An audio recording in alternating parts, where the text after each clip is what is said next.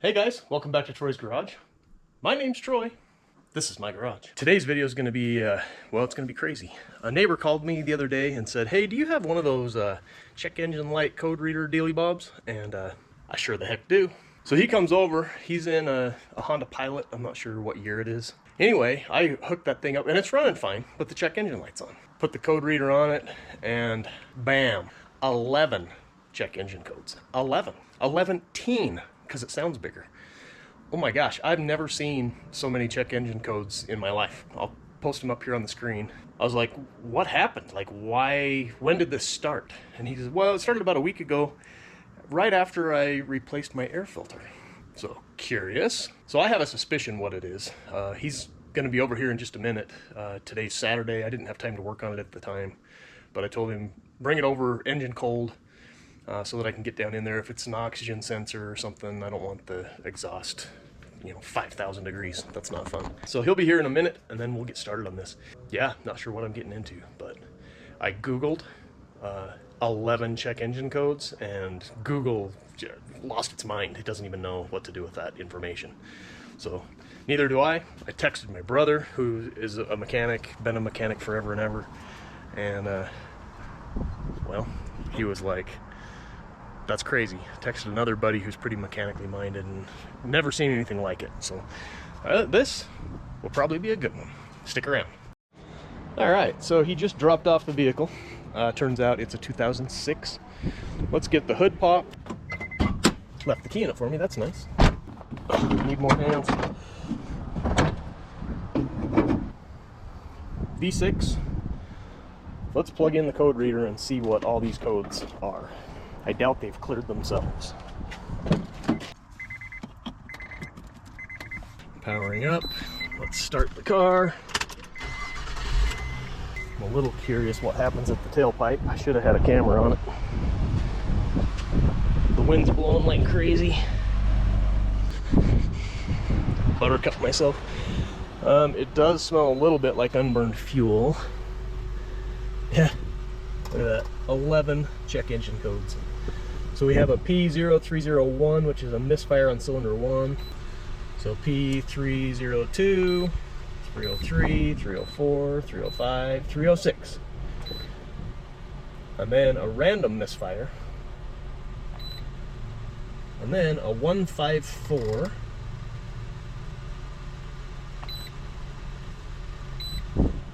A 2254. 171. Fuel metering too lean. And the last code is a 154. All right, now that we're woo, finally hitting puberty, lucky me. Now that we're out of the wind, the check engine codes are anything from the misfire on every single cylinder, a random misfire, and oxygen sensor, and something about the fuel mixture is too lean. What that tells me, oh, and because he replaced the air filter, he had to mess with the housing where the air filter is. You got to loosen that, get in there to replace the air filter. So what I'm thinking is the mass airflow sensor or some sort of a sensor was disconnected or got bumped somehow. A pin is loose in it, something like that. That's my first inclination. So I'm going to mess with stuff like that and see if I can solve that problem in the simplest way possible.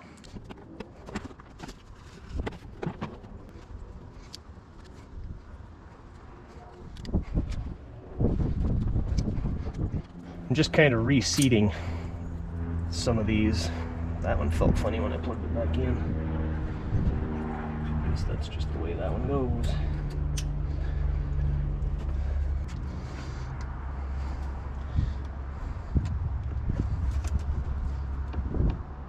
He did say that he had to mess with these a little bit too, and that is loose.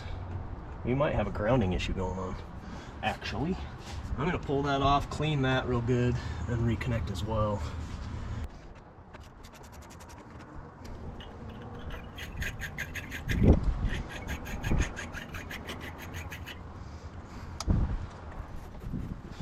I like to only spin these one direction so you don't jack up the teeth down inside your tool.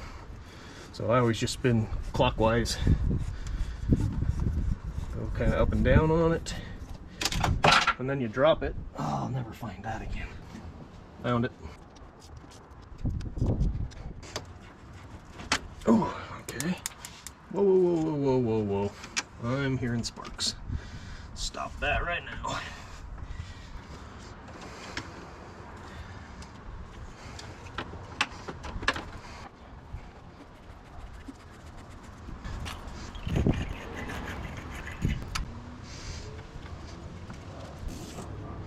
You don't have to torque these like crazy, but you want to make sure they are tight.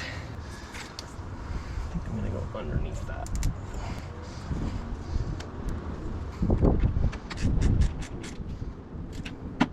Oh yeah, that's lots more tighter. Tons more tighter. So, after cleaning the contacts on both of those, making sure they're good and tight, reseating 3 different sensors that are over here nearby the airbox, we're going to try this and see if clearing the codes. And on Wednesday night when he was here, we cleared the codes and they came back immediately. I'm talking like it was like they were never erased. So we are going to turn on the scan tool, plug the scan tool in, start the car. Ooh, that took a second for it to start. Detecting link.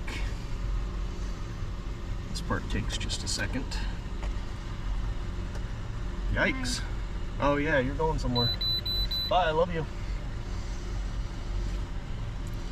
Alright, so disconnecting the battery did reset all the things. Press any hotkey. Come on. So we're gonna have to wait for the check engine code, or all the checks, to finish. And to do that, I'm probably gonna have to go for a drive. So let's go buy ourselves a beverage. You guys need anything? Well, so far so good. No check engine light on the dash anywhere at this point. Here's hoping it stays off. Got my big old beverage. Just started it. Check engine light is still off. Let's go on a short road trip and just double check, make sure everything is functioning as designed. And then I'll probably just turn the vehicle back over to them, let them drive it. I will scan it with the code reader one more time when we get back to the house, just to make sure that things are starting to check. Sometimes it takes heat up, cool down cycles several times before all of those checks are done. So after driving 6 or 7 miles, I'm not sure exactly, I didn't look at the odometer, but the only light that's on the dash is the TPMS light.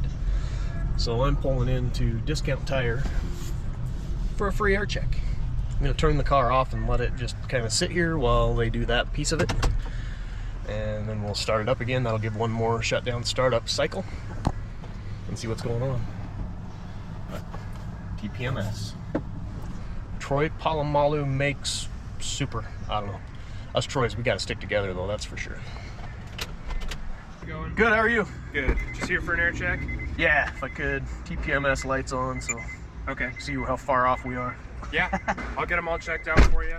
While I'm doing awesome. that, I'll also do a quick safety inspection for you, make sure everything's looking good. Sounds good. Awesome, thanks. Yeah. Above and beyond service. Wow. Ooh, that one was low. Supposed to be 35. It was at 20. That's driver's side rear. Passenger side rear, let's see where this one's at. 36. It's now set to 35. And for the passenger front, man, that wind is crazy today. It's dead on at 35, that's perfect. This is great. I don't have to get out and get down on my knees and do this myself. Discount Tire for the win. And now the driver's side, also at 35, that's perfect. Let's hear the spiel. Okay, I got those all set for you. Okay. This driver's side rear one was the lowest. It was at about 20 psi. Yep, okay. All the other ones were looking good though, so that one's probably the culprit for your light. Okay, we'll keep an eye on that one. I appreciate that. Yeah, anything else I can help you with Nope, today? that's it. Okay, Thanks, for man. stopping by. Yep, appreciate it. TPMS light is now off. That's perfect. Let's put some more miles on this beast. Discount Tire for the win. All right, back at the house. We put about, I'm guessing, between 8 and 9 miles on, just kind of guessing. No check engine light. Looks like the TPMS came back on again. That's curious. Okay.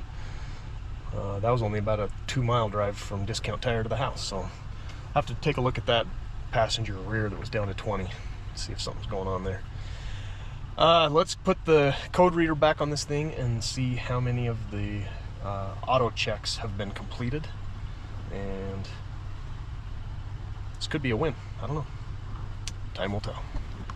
That dang wind is whipping. By the way, that's a 79 F250. This is a 72 F100 Sport Custom. So if you like old trucks, be sure and